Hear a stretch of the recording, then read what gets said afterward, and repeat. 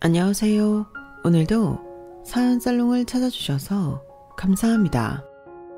저는 지금 제 사랑스러운 딸 가영이와 어느 때보다 평온하고 감사한 일상을 누리고 있는 김서한이라고 해요.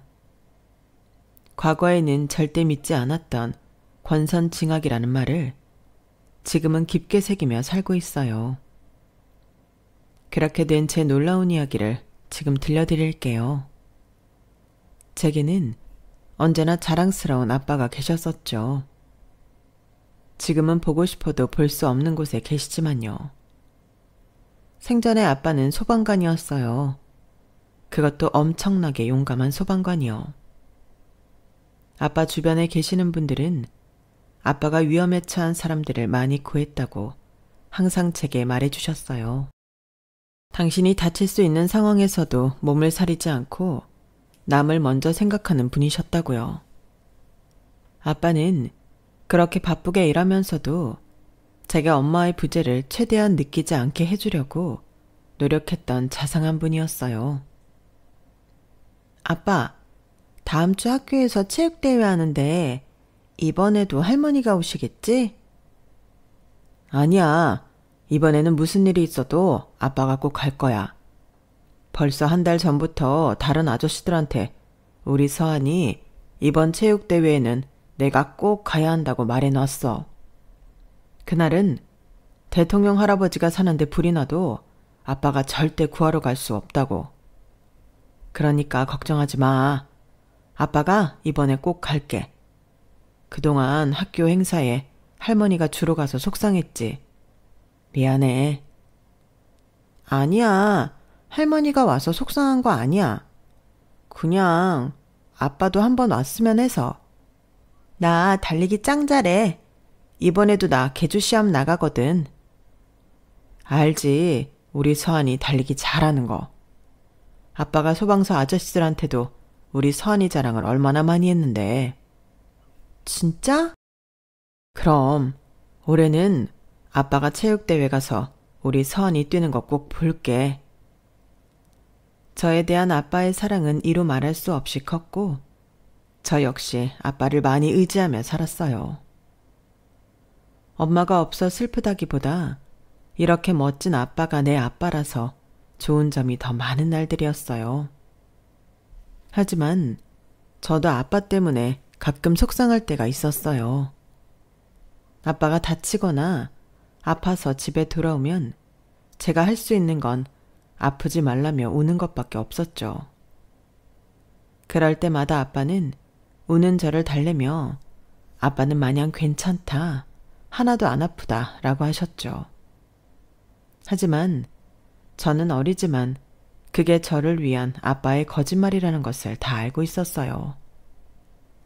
한 번은 아빠가 정말 크게 다쳐서 며칠 밤이나 지나고 나서야 집에 돌아온 날이었어요. 서한아. 아빠, 왜 이렇게 늦게 왔어? 얼마나 걱정했는데. 또 다쳤어? 조금밖에 안 다쳤어. 그런데 다리가 왜 그래? 왜 잘 못 걸어? 아빠가 어떤 사람을 구했는데 글쎄 그 사람의 기르던 호랑이가 아빠 발을 어흥하고 잡아먹었어. 그게 무슨 소리야? 호랑이를 기르는 사람이 어딨어? 진짜라니까. 아빠 정말 괜찮아. 그날도 아빠는 아무 일 아니라는 듯이 제 앞에서 농담으로 넘어가려고 했어요. 하지만 아빠는 그때부터 줄곧 다리 한쪽을 심하게 절뚝이기 시작했어요. 나중에 커서 안 사실은 화재 사고 현장에서 인명구조를 마치고 나오다가 무너진 잔해 사이로 빠지면서 한쪽 다리가 심하게 낀 상태로 발견이 되었다고 하더군요. 방화복이 다 너덜너덜할 정도였다고 하니 그냥 발만 달려있을 뿐 제 구실을 못하게 되어 버린 거예요. 저는 느낌으로 알 수 있었어요. 아빠가 더 이상 멋진 소방관 일을 할 수 없게 되었다는 것을요. 제 앞에서 힘든 티를 한 번도 낸 적 없는 아빠였지만 그날 이후로 아빠의 눈은 너무 슬퍼 보여 똑바로 쳐다볼 수가 없었어요. 얼마 후 아빠는 어쩔 수 없이 소방서를 떠나고 말았어요. 그래도 제게는 여전히 굳건한 모습을 보여주려 애썼어요. 몇 달 후 아빠가 저를 불러놓고 조용히 말했어요. 서한아, 지금부터 아빠가 하는 말 잘 들어. 서한이는 서울에서 계속 살고 싶어? 서울에서? 그렇구나. 서울이 좋아. 친구들도 많고 맛있는 것도 많잖아. 그래. 그런데 서한아, 아빠는 이제 다리를 다쳐서 소방관이 아니잖아. 앞으로 무슨 일을 하면서 살아야 할까 생각을 해봤거든. 그런데 마침 어떤 좋은 분이 아빠한테 아주 낭만적인 제안을 해주셨거든. 제안? 그분이 뭐라고 하셨는데? 그분이 시골에 땅이 아주 많대. 그래서 아빠만 괜찮으면 공기 좋은 시골에 가서 방울토마토도 키워보고 상추도 키워보고 당근도 키워보고 강아지, 고양이도 같이 키워보면 어떻겠냐고 하시더라고. 서한이도 알지? 아빠가 취미로 이것저것 식물 키우면서 관심 많은 거. 바쁜 아빠의 유일한 취미는 집에서 작지만 이것저것 식물을 길러 직접 먹는 것이었어요. 일 때문에 집에 아무리 늦게 와도 식물 상태부터 체크하시고는 했죠. 그럼 아빠가 상추랑 당근을 키우러 시골에 가는 거야? 그런 것도 기르고 아빠 몸도 조금 쉬게 해주려고. 서울에서 쉬면 안 돼? 아빠도 그러고 싶은데 소방차만 보면 아빠가 마음이 아주 조금 슬프네. 그럼 나도 아빠랑 시골 가서 살아? 그래서 물어보는 거야, 서한이한테. 아빠랑 같이 시골에 가서 살아도 괜찮은지, 아니면 서울에서 할머니랑 사는 게 더 좋은지. 서한이가 좋을 대로 선택해 주었으면 해서. 아빠 말 무슨 말인지 알았지? 시골 가면 학교도 바뀌는 거지. 아무래도 거기서 서울로 학교를 다닐 수는 없으니까 전학을 가야 되겠지? 그럼 수진이도 없고 미나도 없고 자윤이도 못 만나? 만날 수는 있지만 지금처럼 자주 보기는 힘들 거야. 거리가 머니까. 저는 그때 왜 그런 결정을 내렸는지 지금도 이해할 수 없어요. 아빠를 그렇게 의지하고 사랑하면서도 친구들과 헤어지면 세상이 무너지는 줄 알았던 그 어리석은 마음. 결국 저는 다른 이유도 아닌 친구들을 볼 수 없는 건 싫다며 서울에서 할머니와 지내기로 했어요. 제가 서울에 계속 있고 싶다고 했을 때 아빠는 제게 이렇게 말하셨어요. 서한이가 그렇게 하고 싶으면 그렇게 하도록 해. 하지만 중간에라도 아빠가 있는 곳으로 오고 싶으면 언제든지 와도 돼. 알았지? 아빠, 나 앞으로 자주 안 올 거야? 자주 올 거야. 우리 서한이 보러 서울에 자주 올게. 아빠는 어린 저의 결정을 존중해줬지만 그날 아빠의 미소와 울먹임 사이의 씁쓸함을 지금도 가끔 떠오르더군요. 어른이 된 지금 다시 물어봐 준다면 당장이라도 아빠를 따라가겠다고 할 텐데 다리도 불편한 아빠를 그렇게 혼자 먼 곳으로 보내지 않았을 텐데 그렇게 하루라도 옆에 없으면 죽을 것 같던 친구들의 연락처를 이 나이가 되니 모르고도 잘 사는데 그때 쓸쓸해 보였던 아빠의 손을 잡고 같이 시골에 가겠다고 할걸. 평생 바라던 꿈이자 인생의 원동력이었던 소방관 일을 잃은 그 중년의 남자와 웃으며 내려가 오순도순 살걸. 제가 그때 한 결정은 아직까지도 뼈저리게 후회하는 일 중에 하나예요. 그렇게 아빠는 이름도 모르는 시골 동네에 저는 할머니와 서울에서 살게 되었어요. 처음에는 아빠를 보러 가자고 할머니를 보채기도 했었지만 사춘기가 오고 할 공부가 많아지고 친구들과 노는 것이 더 재미있었던 저는 드문드문 아빠를 찾게 되었죠. 아빠는 취미로 하기에는 아까울 정도로 농작물을 기르는 일에 소질이 있다며 항상 너스레를 떨며 말하셨어요. 다리만 좀 괜찮으면 진짜 이걸로 떼돈 벌 수 있을 것 같아. 아빠, 됐거든? 지난번에 아빠가 키웠다고 보내준 감자랑 고구마 있잖아. 진짜 맛 없었어. 그래? 그럴 리가 없는데. 그러니까 말이야. 감자랑 고구마가 맛없기도 쉽지 않은데 그걸 아빠가 해냈단 말입니다요.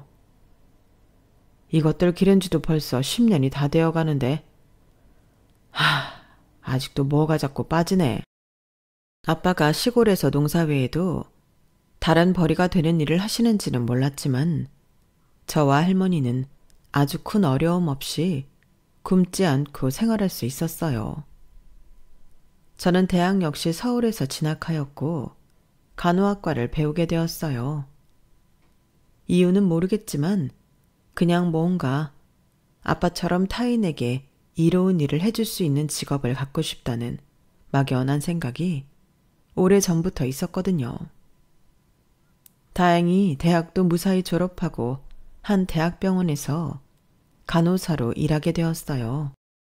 그 병원에서 바로 남편을 만나게 되었어요. 남편은 한 의료기기 회사의 영업사원이었고 병원을 자주 드나들었어요. 그렇게 한두 번 인사를 하고 사담을 나누며 가까워졌고 밥을 먹고 커피를 마시다 보니 어느새 서로의 연인이 되어 있었죠. 남편은 성실하고 똑똑한 사람이었어요. 나는 지금 영업사원이지만 이 생태계가 어떻게 돌아가는지 다 보이는 것 같아. 나중에 큰돈 만들 수 있는 루트도 이미 다 알아놨어. 서한이 너는 안심하고 나한테 시집만 오면 돼. 남편은 자주 제 앞에서 언젠가 크게 성공을 거둘 것이라 호언장담하고는 했어요. 그때는 그의 그런 자신만만한 모습이 너무 좋아 보였죠. 함께하는 시간이 길어지니 결혼 생각을 하게 되고 평생 서로의 반려자가 되어 주자고 약속했어요. 남들과 크게 다르지 않은 예비 부부의 모습이었어요. 남편의 아버지는 소소하게 장사를 하셨고 어머니는 전업주부이면서 가끔 불러주는 곳에 아르바이트를 다니며 용돈벌이를 한다고 하셨어요. 저 역시 많은 돈을 욕심내는 스타일은 아니었기에 남편과 시댁 식구들이 그렇게 자신의 위치에서 건강한 마음으로 할 수 있는 일을 하고 계시다는 것이 정말 좋았어요. 특히 저는 친엄마가 없다 보니 시모가 엄마처럼 느껴져 더 잘하려고 노력했어요. 다행히 시모 역시 제 마음을 아셨는지 남의 집 며느리 못지않게 저를 아껴주셨고요. 아빠가 순수 기른 농작물을 시골에서 보내주면 사이좋게 나눠 먹고 참 소박하면서도 행복한 가족의 모습을 이뤄가고 있었어요. 남편과의 사이에서 딸 가영이를 낳았고 저의 행복은 배가 되었죠. 모든 것이 순조로웠어요. 남편의 일 역시 좋은 방향으로 가고 있었거든요. 서하나, 나 드디어 해냈다? 어? 뭘 해냈다는 거야? 이제 우리 부자 될 일만 남았어. 머리가 좋았던 남편은 한 업체와 의료기기 분쟁이 있던 당시 소송까지 갔다가 승소를 하게 되었고 결국 소유권을 따내고 말았죠. 헌신적이라고 알려진 남편의 소유의 의료기기는 의사들이 앞다투어 찾았고 앉아서 돈을 번다는 말을 실감하게 되었어요. 남편의 사업이 갑자기 너무 바빠지면서 시부도 하던 장사를 잡고 시모까지 나서서 남편의 일을 도왔어요.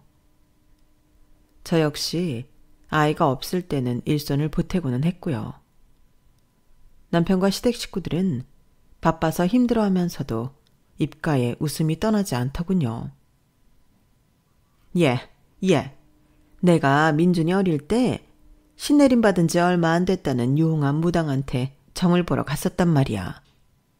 근데 그 무당이 말하기를 우리 아들이 40살부터 떼돈을 벌면서 집에 기둥을 다시 세울 거라 그랬었거든. 그때는 그냥 그러려니 하고 흘려들었는데 지금 생각해보니 아주 그 말이 딱 맞는 거 아니겠어? 민준이 덕분에 우리가 이렇게 좋은 집도 살아보고 세상에 아들 잘 두니까 내 늪팔자가 아주 확 피네. 시몬은 예전에 전본 일까지 꺼내며 남편이 승승장구하고 있는 사업을 입에 침이 마르도록 칭찬하고 다녔어요. 20평 남짓한 작은 빌라에서 살다가 넓직한 앞마당에 있는 2층 집 단독주택을 사며 부자 대열에 합류하게 되었거든요. 가끔 아르바이트를 하며 용돈벌이가 쏠쏠하다고 했던 시몬은 이제 백화점에서만 식재료를 사고 최고급 원두로 만든 커피만 즐기는 여사님이 되어 있었죠.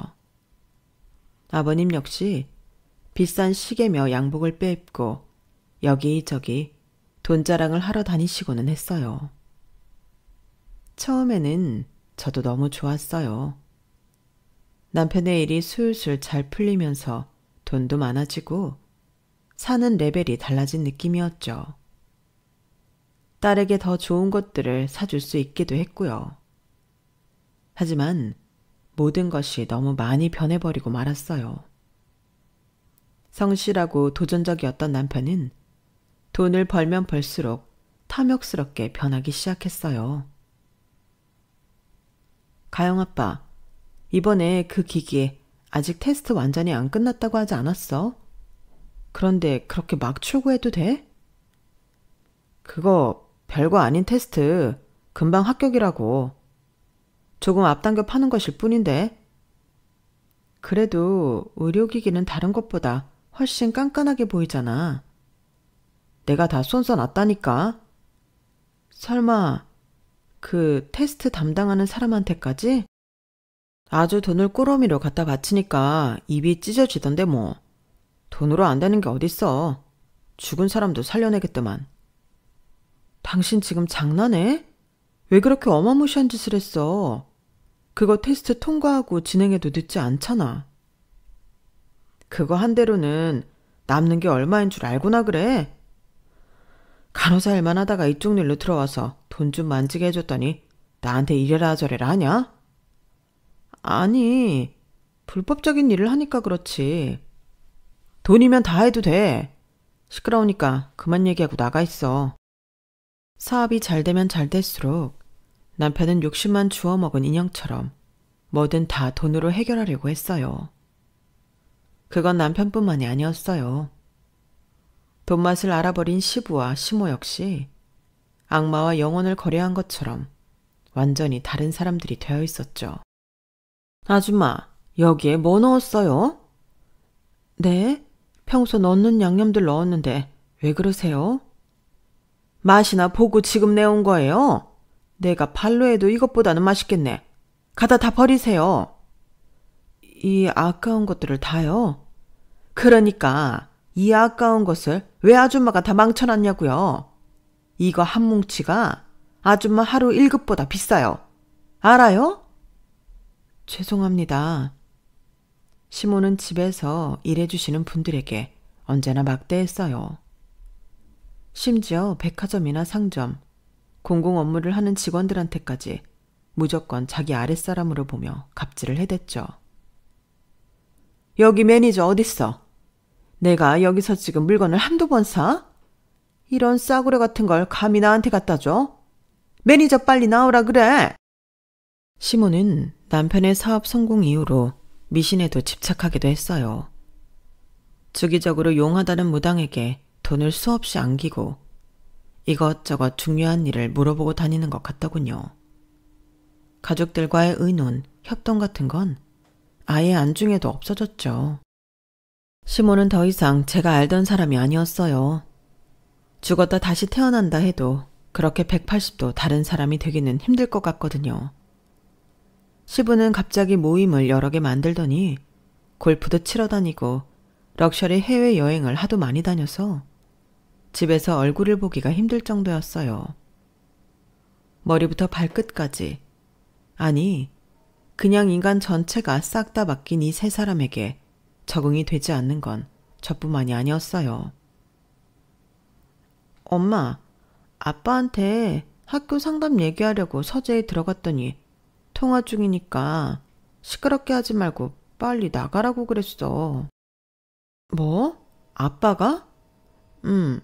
아빠는 요즘 바쁘다고 같이 나랑 놀지도 않고 뭐 물어봐도 나보고 알아서 인터넷으로 찾아보라고 그러기만 하고. 우리 아빠가 아닌 것 같아.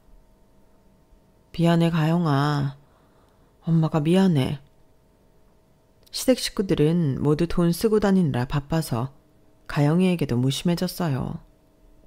딸은 이제는 원하는 것들을 모두 살 수는 있게 되었지만 저를 제외한 다른 식구들이 더 이상 자신의 가족이 아닌 것 같다고 느끼고 있을 정도였죠.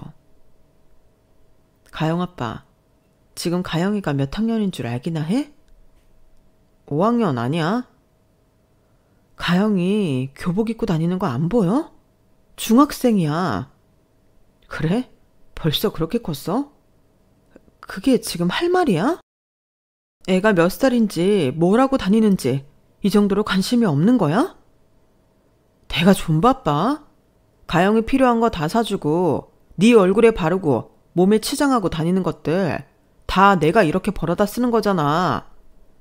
이런 내가 애가 몇 살인지 다 기억하고 있어야 돼? 당신 왜 이렇게 변했어? 어?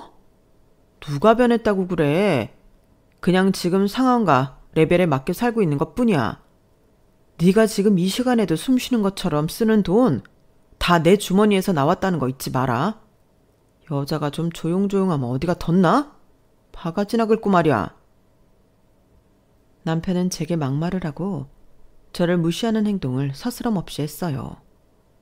심지어 다른 여자들과 외도까지 하기 시작했고요. 어머니, 드릴 말씀이 있어요. 가영 아빠, 밖에서 다른 여자 만나고 다녀요. 그래? 그럴 수도 있지. 네? 민준이처럼 잘 되는 사업하고 여기저기 아는 사람 많이 만나고 다니다 보면 그럴 수도 있지 않니? 어머니, 어떻게 그런 말을... 너야말로 참 답답하다. 그냥 그러려니 해. 너도 할 일 많잖아. 너 할 일 하면서 그냥 알아서 살면 되잖아. 뭐 부족할 것도 없으면서 신경을 그렇게 쓰고 사니? 남편이잖아요. 가영이 아빠고요. 남자들 어차피 다들 한 번씩 그래. 그러다가 다시 돌아오고 그런다고. 그리고 지금 민준이가 뭐 너랑 이혼하겠다는 것도 아니고 돈만 잘 벌어다 주는데 너도 그냥 못 보고 못 들은 것처럼 살아. 저는 이 모든 것이 몰래카메라였으면 좋겠다고 생각했어요. 모두가 장난으로 저를 속이고 있는 중이라고 믿고 싶었어요. 다른 여자를 만나는 남편도 그걸 그냥 못 본 척하기만 하면 된다는 시모도 모두 제정신이 아니었죠. 저는 이 집 사람들에게 오만 정이 떨어지고 구역질이 났어요. 이 집 사람들과 헤어질 결심이 필요했어요. 하지만 참 타이밍이 나쁘게 맞아떨어지는 일들이 벌어지기 시작했어요. 아빠, 전화 목소리가 왜 이렇게 안 좋아? 어디 아파? 아니야, 괜찮아. 괜찮은 게 아닌 것 같은데? 말해봐. 어디가 아픈 거야? 충격적이게도 아빠가 폐암에 걸렸고 좋은 결과를 기대하기는 힘들 것 같다는 소식을 듣게 되었어요. 할머니까지 돌아가시고 제 유일한 의지가 되어주었던 아빠까지 아프다니. 그동안 혼자 시골에 있는 걸 알면서도 조금 더 신경 쓰지 못했던 제 자신이 너무 밉고 한심스러웠어요. 저는 싫다는 아빠를 억지로 서울로 모셔왔어요. 서하나, 이렇게 안 해도 돼.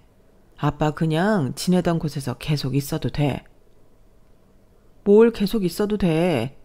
거기는 제대로 된 큰 병원도 없잖아. 서울에서 내가 아빠 치료받게 할 거야. 실력 좋은 의사 찾아내서 아빠 오래오래 살게 해달라고 할 거야. 흐르는 눈물을 주체할 수 없었어요. 아빠를 모시고 유명하다는 의사를 모조리 찾아다녔어요. 하지만 모두 같은 대답이더군요. 수술은 가능하지만 지금 암이 워낙 많이 진행되어서 100% 제거할 수 있다고 장담은 드리기 힘듭니다. 오히려 많이 약해진 체력인데 수술까지 감행하면 환자분이 더 힘드실 수도 있어요. 수술을 하느냐 마느냐를 저희가 결정해드리기는 힘들 것 같습니다. 저는 그래도 마지막 희망의 끈을 놓지 않고 아빠를 설득해 수술을 받기로 했어요. 결국 의사도 적극적으로 권하지는 않았던 수술을 하게 되었고 결과는 역시나 좋지 않았어요. 개복을 해보니 생각보다 상황이 더 안 좋습니다. 죄송합니다. 아빠의 몸은 의사들도 손을 놓을 정도로 심각한 상태가 되어버린 거예요.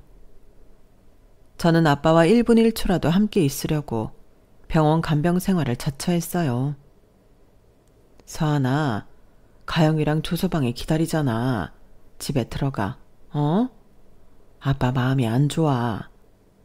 괜찮아. 아빠랑 있을래. 조서방이랑 싸웠어? 아빠는 이미 다 알고 있다는 듯이 나지막이 제게 물었고 저는 거짓말을 할 수 없었어요. 왜냐면 아빠가 서울에 올라오고 병원에 입원과 검사, 수술을 하는 동안에도 남편과 시댁 식구들은 한 번도 병문안을 오지 않았거든요. 사실 나 조서방이랑 이혼할까 해. 조서방 사업이 잘 되니까 자꾸 뭐가 삐걱거리니? 아빠 뭐 돗자리 깔아야겠네. 아빠는 모르는 거 없다니까. 우리 서한이 힘들어서 어쩜 좋니? 아빠까지 괜히 여기 와서 우리 딸 힘들게만 하네. 제발 그런 말 하지 마. 힘들긴 뭐가 힘들어? 아빠, 제발 나 두고 빨리 가지 마. 아빠한테 못해준 게 너무 많단 말이야. 어? 나 두고 가지 마. 서한아, 울지 마. 네가 못해준 게 뭐가 있어. 네가 내 딸이어서 그냥 그 자체로 너무 큰 기쁨인데. 내 딸이 또 내 딸을 닮은 딸을 낳고 아빠는 너랑 가영이를 보기만 해도 행복해. 미안해 아빠. 지금까지 시골에 혼자 둬서.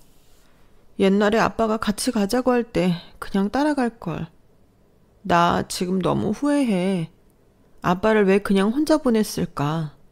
아빠는 거기 혼자 내려가면서 얼마나 쓸쓸했을까? 다리도 안 좋은데. 마음은 얼마나 더 안 좋았을까? 내가 얼마나 미웠을까? 아빠, 정말 미안해. 그때 혼자 보내서 미안해. 내가 철이 없었어. 서하나, 울지 마. 그런 말도 하지 마. 아빠는 진짜 괜찮아. 아빠 마음대로 너를 억지로 데려갔다면 우리 모두 행복하지 못했을 거야. 아빠는 우리 딸 마음을 존중해. 저는 오히려 아프고 약해져 깡 말라버린 아빠의 품에 안겨 한참을 울고 위로받았어요. 살면서 제일 슬프고 힘든 순간이었죠. 서하나, 저기 가방 안에 든 통장들 좀 꺼내줄래? 무슨 통장이 이렇게 많아? 이거 다 서한이 네 거야. 내 거? 아빠 거가 아니고? 우리 딸 돈이야. 여러 통장들에 들어있는 액수를 보고 저는 눈을 몇 번이나 비벼댔어요. 아빠, 이게 뭐가 잘못된 것 같은데? 돈 액수가 통장마다 너무 많아. 이상해. 통장 한 개당 10억씩 10개의 통장을 합치니 모두 100억이 들어있었어요. 아빠가 지금부터 들려주는 이야기 잘 들어. 너무 눈물나게 감사한 이야기니까. 아빠가 그날 밤새 들려준 이야기는 직접 듣고도 믿기 힘들었고 너무 놀라서 온몸이 떨릴 정도였어요. 아빠가 다리 다쳐서 며칠이나 지나서 집에 들어왔을 때 기억해? 그걸 어떻게 잊어? 그것 때문에 아빠가 소방관 그만뒀잖아. 맞아. 현장에서 사람 구하고 불 끄고 하는 게 아빠 일이고 자랑이었는데 이제 이 다리로는 동료들에게 짐만 안겨주는 존재가 돼버려서 소방서를 그만뒀었지. 그런데 그날 사고 현장에서 내가 극적으로 구한 분이 한 연세 지긋한 신사분이었거든. 그분을 구조하고 아빠가 다리 한쪽을 잃었고 일도 그만두고 말았다는 소식을 전해 들으신 거야. 몸이 좀 회복되자마자 직접 나를 찾아오셨더라고. 아빠 손을 잡고 얼마나 울면서 사죄를 하시든지. 저는 제 일을 했을 뿐이라고 그랬지. 그 신사분은 아무 잘못도 없는 거라고. 그런데 계속 아빠가 마음에 걸린 신사분이 얼마 후에 아빠를 다시 찾아왔어.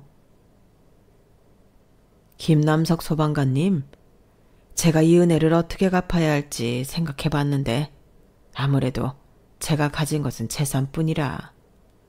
그거라도 받아주세요. 무슨 소리세요? 제가 선생님 재산을 어떻게 받나요? 계속 말씀드렸다시피 선생님은 위험한 상황에 계셨던 것이고 저는 제 할 일을 한 것뿐입니다. 정말 이렇게 안 찾아오셔도 됩니다.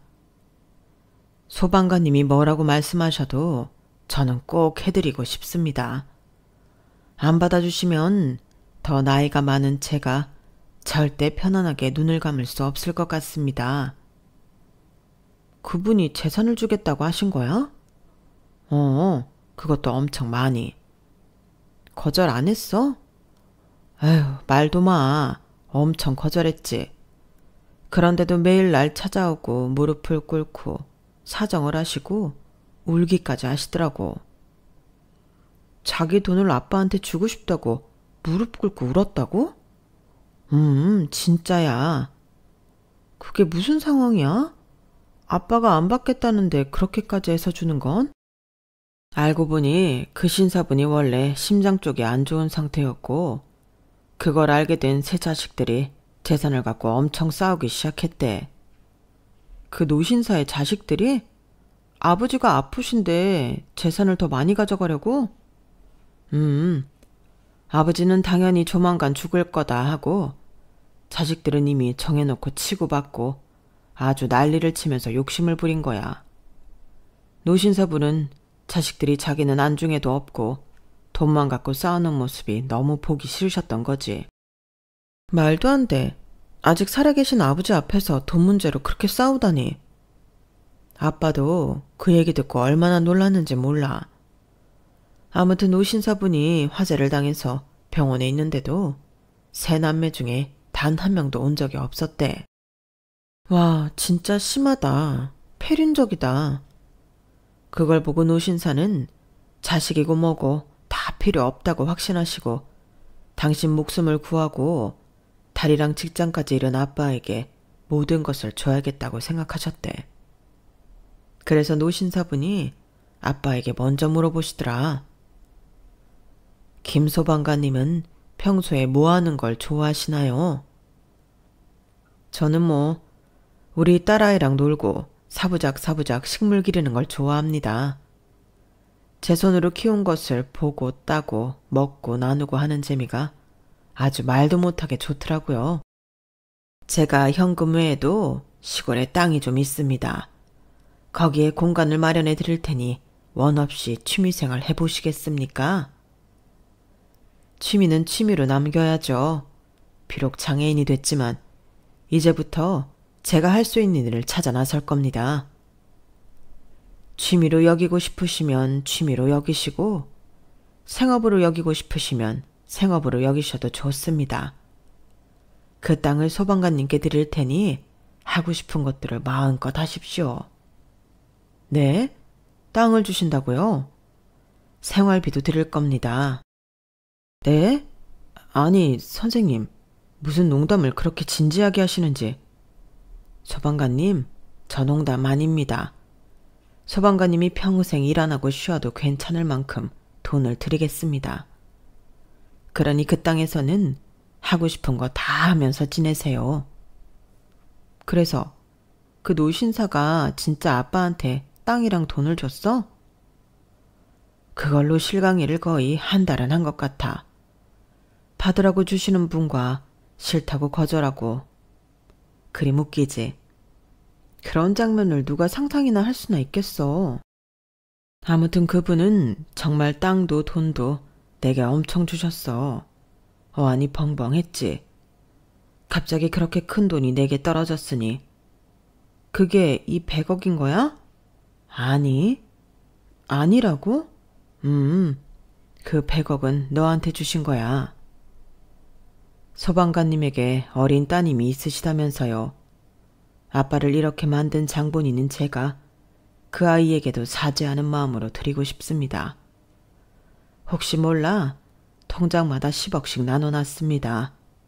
문제가 생기거든 제 비서에게 알려주세요. 바로 처리하겠습니다. 그럼 이 통장에 들어있는 것들 진짜 내 명의로 된 돈이라고? 그래서 이건 아빠가 일절 손도 안 댔어. 나중에 너 크고 필요할 때 건네주려고. 그런데 지금이 그 시기인 것 같아서. 그럼 우리 어릴 때 아빠가 할머니랑 나한테 붙여주던 돈들 모두 그분이 주셨던 거야? 염치 없지만 결국은 받고 말았지. 그랬구나. 하긴 항상 궁금은 했어.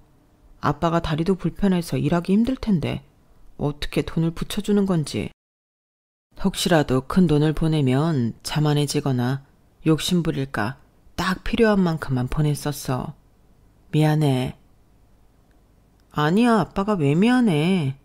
나 헛된 생각 품지 말라고 가르쳐준 거잖아. 그래서 나 얼마나 열심히 공부하고 열심히 살았는데. 고마워 우리 딸. 내가 더 고맙지. 참, 그래서 그 노신사분은 어떻게 됐어?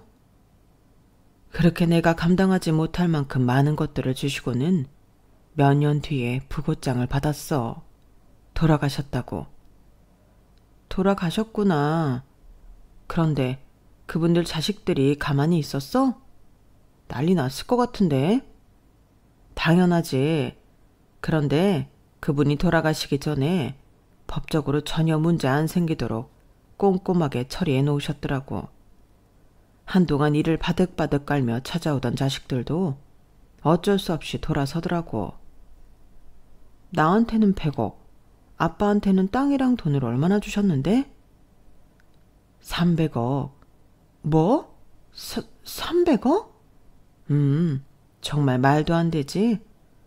거짓말 같아. 평생 구경도 못 해볼 돈인데 그걸 아빠한테 주다니. 아빠가 그 300억을 다 썼을 리 없는데. 내 말이 맞지?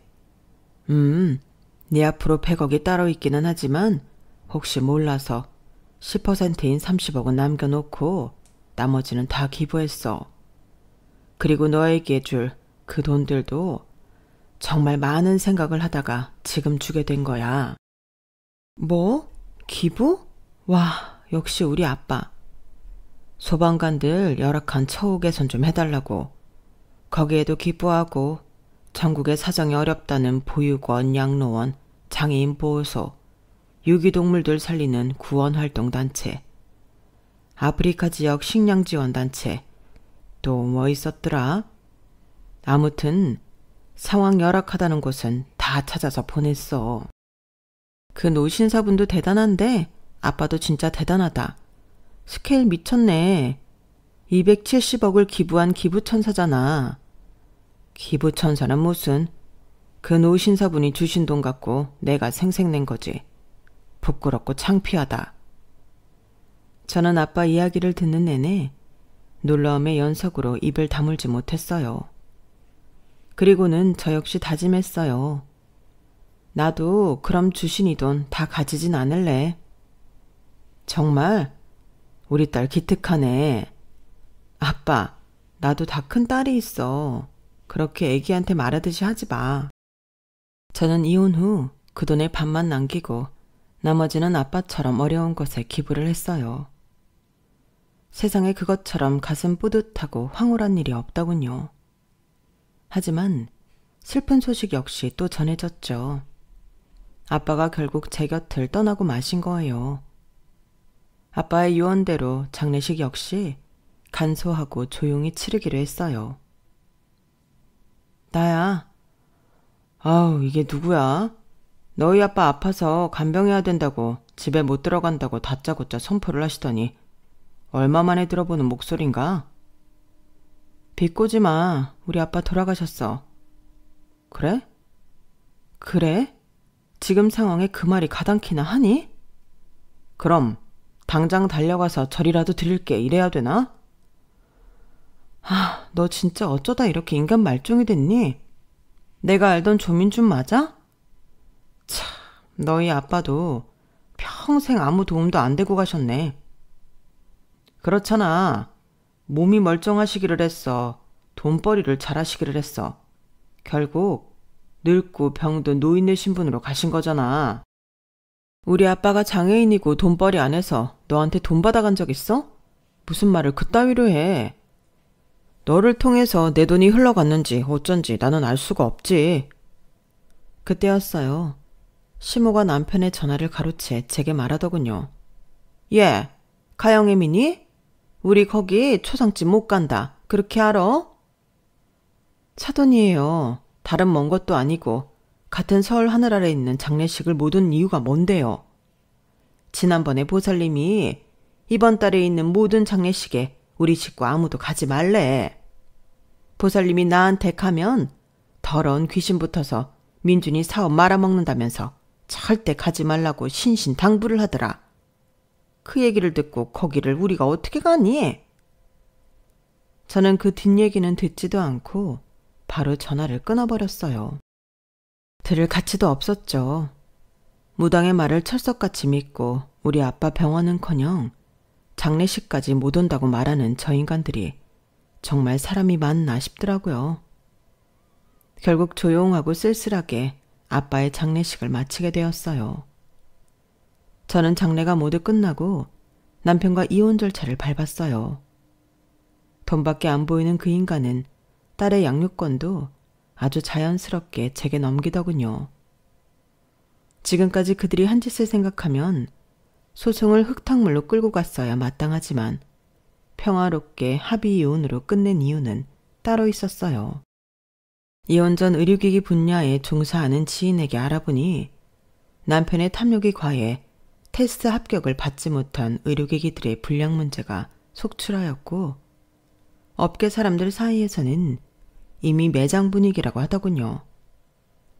회사 파산은 물론이고 남편은 징역형까지 받을 수도 있다고 했어요. 저와의 이혼 후 남편과 시부모는 하루가 멀다 하고 무너져가는 자신들의 돈, 모래성을 넉넉히 보고 있을 수밖에 없었다고 하더군요. 기름 부은 불꽃처럼 화르륵 잘 되던 그 사업은 일장춘몽처럼 한순간에 무너져 내리고 말았던 거예요. 게다가 제가 가장 학수고대하던 순간이 드디어 찾아왔어요.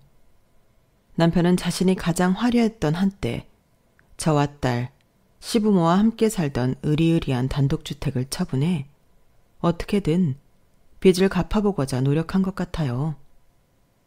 하지만 워낙 비싸게 내나 한동안 주인이 나타나지 않았어요. 시모는 죽어도 그 집은 팔 수 없다며 울고불고 난리를 치는 바람에 공인중개사가 경찰을 부른 적도 있다고 하더군요. 그리고 정확히 한 달 뒤에 매물로 나온 그 집을 바로 제가 사버렸어요. 누가 그 집의 새 주인이 되는지 얼굴이라도 보고 싶다며 부동산 앞에 도둑고양이처럼 모여있던 그 세 인간들은 제가 계약서에 도장을 찍는 순간 벼락을 맞은 것처럼 굳어버리더군요. 참, 세상에서 가장 우습고 통쾌한 순간이었어요. 저는 그 더럽고 추잡스러운 인간들의 자취를 깨끗하게 치우고자 집안을 전부 새로 리모델링을 했고 전과는 비교도 안 되게 멋있는 저와 가영이의 집이 되었어요. 다행히 가영이는 아빠와 할머니, 할아버지가 없는데도 전보다 훨씬 밝은 얼굴이 되더군요. 남들 눈에는 이혼 가정으로 보이겠지만 저희는 김서환, 조가영의 새 가정이 꾸려진 것이라고 생각하기로 했어요. 마음이 가벼워진 가영이는 학교 공부도 열심히 하고 뭘 하든 적극적으로 나서는 예쁜 소녀가 되었어요. 저는 지금 그냥 딸 키우는 엄마로 살고 있냐고요? 아니요. 저는 늦가기 시험 준비생이랍니다. 이혼 후 끊겨버린 제 경력 단절을 다시 이어가 보려고 해요. 그것도 아주 멋진 곳에서 말이에요. 저는 아빠처럼 용감한 소방관은 될 수 없지만 아픈 사람을 제일 먼저 찾아가 치료해주는 응급구조사가 되려 해요. 간호사 때 버릇처럼 나오던 용어나 일들이 가물가물하지만 응급구조사 관련 자격 취득을 위해 지금 어느 수험생보다 더 열정적으로 공부하고 있답니다. 저 역시 하늘에 계신 아빠처럼 위험에 빠진 사람들을 돌보는 용감한 일을 하려고 결심했거든요. 아빠, 거기서 잘 지내고 있어요? 늦은 나이지만 나도 아빠처럼 자랑스러운 가영이의 엄마가 되려고 노력 중이에요. 많이 부족하지만 지켜봐 주세요. 아빠, 아주 많이 보고 싶고 사랑해요. 아빠가 보고 계실 테니 돈에 안주하지 않고 더 열심히 살게요. 제 이야기는 여기까지입니다. 항상 곁에 좋은 분들이 계시길 바라며 행복하세요. 여러분, 사연 댓글에 응원과 현명한 조언 부탁드려요. 좋아요와 구독은 저에게 큰 힘이 됩니다. 오늘도 좋은 일 가득하세요.